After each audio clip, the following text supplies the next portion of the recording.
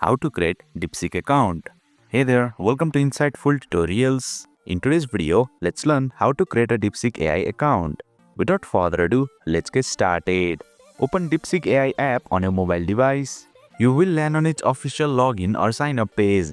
Tap on the sign up option. Based on a region, you will see different sign up options. As shown here, only email registration is supported in my region. So let's create a new account using this method. First, enter your email address where you want to link and create your Deepseek account. Second, create a strong password. Make sure it includes a mix of characters, numbers and symbols. Then, confirm your newly created password by retyping it. After that, tap the send code button. Then, it will ask you to verify the CAPTCHA. Once verified, you will receive an account creation OTP on your provided email address.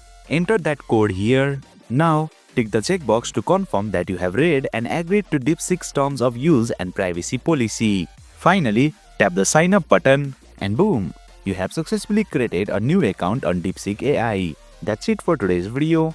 If you found this video insightful, please don't forget to hit the like button and make sure to subscribe to our channel for more insightful tutorials.